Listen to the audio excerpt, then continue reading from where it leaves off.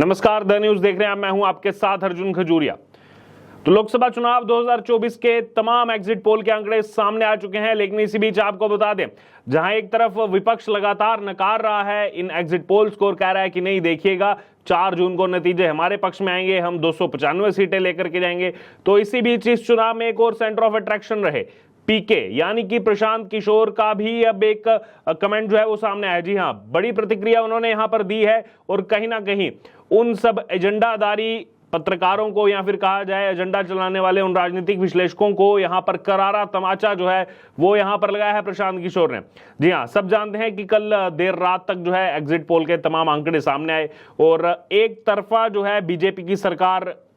इन आंकड़ों के मुताबिक बन रही है। अगर बात की जाए एनडीए की, तो कई सारे एग्जिट पोल्स में एनडीए 400 का आंकड़ा छूते हुए नजर आ रही है। यकीनन विपक्ष जो है वो इससे नाराज है, सख्ते में है और कह रहा है कि नहीं ये सब गलत है, हम ही जीतेंगे, देख लेना आप। बहरहाल इसी बीच अगर बात की जाए तो अब प्रशांत किशोर की एक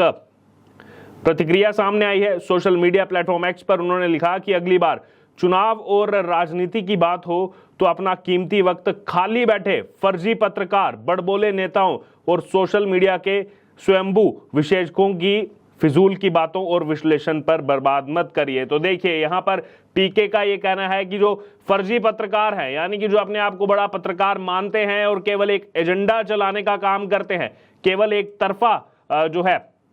वो रिपोर्टिंग करते हैं या फिर कहा जाए एक तरफा चीजों को दिखाते हैं, उन जैसे लोगों को जो है कहीं ना कहीं फर्जी पत्रकार का है यहाँ पर प्रशांत किशोर ने। जो पिछले लगातार लंबे समय से आप देख रहे होंगे, उनका ये कहना था कि गुजरात में भी बीजेपी हार रही है, जहां पर 182 में से 156 सीटें लेकर के जो है बीजेपी आई थी। फिर अभी हाल ही के चुनावों में उन्होंने तो हर जगह से ये दिखा दिया था कि मध्य प्रदेश में सुपड़ा साफ हो गया है बीजेपी का, बीजेपी तो एकदम नीचे चली गई है, 50-60 सीटें भी नहीं आएंगी बीजेपी की। और हुआ क्या, रिजल्ट आप सबने देखा, 230 में से 163 सीटें जीत करके बीजेपी आई। फिर चाहे बात हो छत्तीसगढ़ की, खैर छत्तीसगढ़ में तो आंकड़े सबके ही इस हिसाब से थे, एग्जिट पोल में भी इस हिसाब के थे, लेकिन बात हो राजस्थान की, वहां भी हर जगह ये पत्रकार जो अपने आप को मानते हैं और हर जगह ये दिखाते हैं कि देखिए बीजेपी का कितना डाउनफॉल चल रहा है। इस चुनाव में भी यही दिखाया गया, लेकिन अभी एग्जिट पोल से साबित हो चुका है कि मोदी लहर से पार पाना इतना आसान नहीं है और वो जो प्रधानमंत्री नरेंद्र मोदी ने लोगों के दिलों में जगह बनाई है वो भी बरकरार है 10 साल सरकार बनाने के बाद भी, और ज्यादा बढ़ती जा रही है। क्योंकि 2014 में 282 सीटें बीजेपी की आई थी, 2019 की बात की 303 सीटें बीजेपी की आई थी, और अब ये आंकड़ा जो बढ़ता हुआ नजर आ रहा है इससे समझ में आता है कि एंटी इनकम्बेंसी कहीं नहीं है बल्कि प्रो इनकम्बेंसी है यहां पर मोदी के नाम पर। और इसी के लिए लिखा है पीके ने कि यहां पर फर्जी पत्रकारों को जो है देख करके अपना कीमती समय बर्बाद मत करो, बड़बोले जो नेता हैं उनको देख करके अपना समय मत बर्बाद करो। बड़बोले नेता किसके लिए कहा गया है? क्योंकि आपने देखा होगा कि इस चुनाव में कुछ ऐसे बयान सामने आए और क्या बोलने लगे कि फटाफट फटाफट फटाफट पैसा आएगा, फिर शुरू हो गए उसको लेकर के सब कोई खटाखट खटाखट खटाखट, फिर और उसमें आगे बढ़ा दिया सफाचट सफाचट सफाचट, यही चलता रहा। हालांकि पीएम मोदी ने भी पलटवार करते हुए एक बार इस बात का जवाब दिया, लेकिन आप अगर विपक्ष में देखेंगे तो कई सारे नेता उनका सुबह शाम दिन रात इसी जो है डायलॉग से होती रही। तो वहीं एक तरफ वो डायलॉग मारते रहे और इधर दूसरी तरफ बाजी जो है वो बीजेपी निकाल गई जनता के बीच में, जनता के दिलों में अपनी जगह बना करके। बहरहाल ये बड़बोले नेताओं के लिए भी उन्होंने कहा और कहा कि सोशल मीडिया के स्वयंभू जो विशेषज्ञ हैं उनकी फिजूल की बातों और विश्लेषण पर बर्बाद मत करिए अपना समय, यानी कि जो केवल सोशल मीडिया तक सीमित रह गए हैं। ऐसे भी कुछ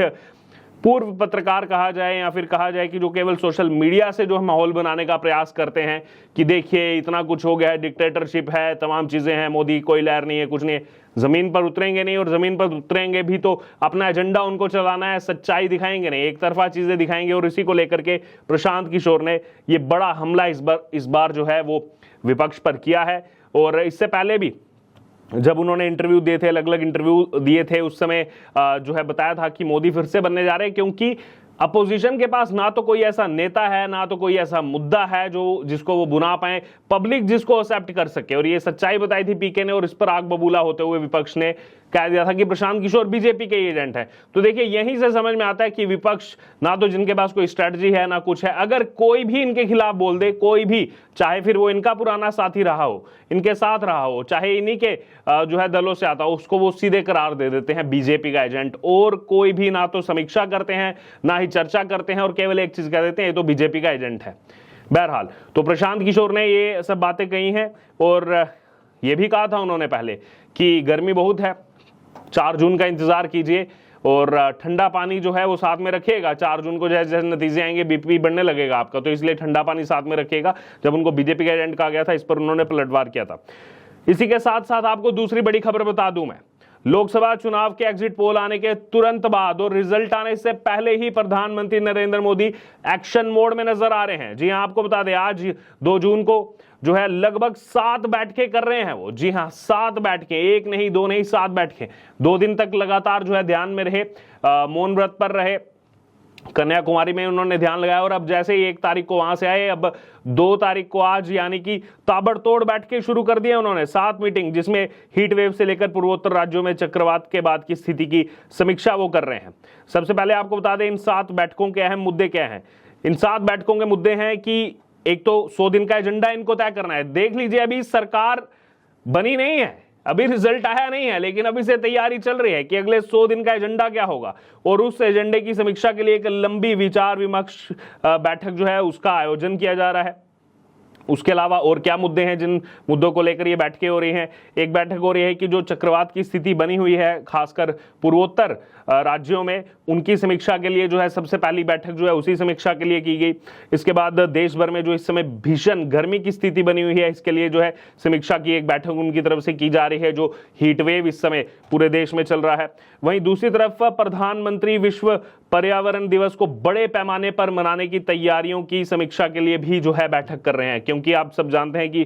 जो पर्यावरण दिवस है, जो रिजल्ट आएगा 4 जून को, उसके एक दिन बाद ही 5 जून को पर्यावरण दिवस है और उसको बड़े पैमाने पर मनाने की तैयारी की समीक्षा के लिए जो है ये बैठक की जा रही है यहाँ पर। और इसके बाद अगर बात की जाए तो प्रधानमंत्री ने लोकसभा चुनाव के लिए जो है अपने अभियान शुरू करने से पहले ही नई सरकार के लिए 100 दिवसीय एजेंडा तैयार करने की कवायद शुरू कर दी है कि 100 दिन का क्या एजेंडा रहने वाला है। तो देखिए, जहां एक तरफ कुछ दल हैं, चुनाव के बाद चाहे जीत हो चाहे हार हो, उनको सबसे पहले भागना होता है विदेश में छुट्टियां मनाने कि बहुत हेक्टिक शेड्यूल हो गया, अब जाकर के थोड़ा आराम किया जाए, थोड़ा रिलैक्स किया जाए। चाहे चुनाव हार जाए, चाहे चुनाव में इतनी मेहनत भी ना की हो जितनी मेहनत प्रधानमंत्री नरेंद्र मोदी करते हैं इतनी एज में, चाहे इससे केवल 10 या 5% ही उन्होंने मेहनत की हो, लेकिन तो भी उनको छुट्टियां मनाने के लिए जो है कूल डाउन होने के लिए विदेश जाना होता है। खैर, वो सबका अपना अपना पर्सनल निजी कारण हो सकते हैं, उसमें कोई जो है गलत बात नहीं है। लेकिन जब आप तुलना करते हैं अपने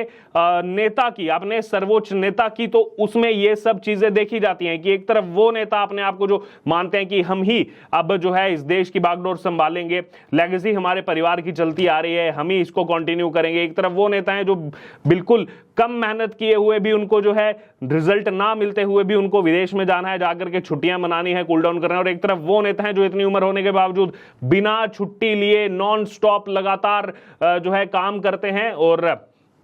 अब सीधे तौर पर देखिए, रिजल्ट आने से पहले उन्होंने अगले 100 दिन की तैयारी कर ली है कि 100 दिन का एजेंडा क्या क्या होगा। और केवल अभी से तैयारी नहीं है, आपको बता दें जब चुनाव की घोषणा हुई उससे पहले ही प्रधानमंत्री नरेंद्र मोदी ने अपनी जो कैबिनेट की बैठक बुलाई थी, जो काउंसिल ऑफ मिनिस्टर्स की बैठक थी, उसमें उनको बोल दिया था कि आप सब तैयारी करके रखिए और आने वाले जो है चुनाव के बाद 100 दिन का एजेंडा भी तैयार रखिएगा। जिसके बाद जो मिनिस्ट्री है उनको कहा गया था कि आप अपनी मिनिस्ट्री के हिसाब से क्या क्या बेहतर कर सकते हैं आने वाले 100 दिनों में, उसकी पूरी तैयारी, प्लानिंग, प्लॉटिंग करके आइएगा। तो ये फर्क है प्रधानमंत्री नरेंद्र मोदी और बाकी नेताओं में। बहरहाल इस वक्त की बड़ी खबर यही, एक तरफ पीके ने बड़ा हमला बोला और दूसरी तरफ पीएम मोदी ताबड़तोड़ बैठ के शुरू कर दी है और तैयारी शुरू कर दी है आने वाले दिनों में किस तरीके से चीजों से टैकल करना है। अब आपका क्या कहना है इस पूरी खबर पर, आप जरूर हमारे कमेंट बॉक्स में शेयर करें और बने रहे द न्यूज के साथ। धन्यवाद।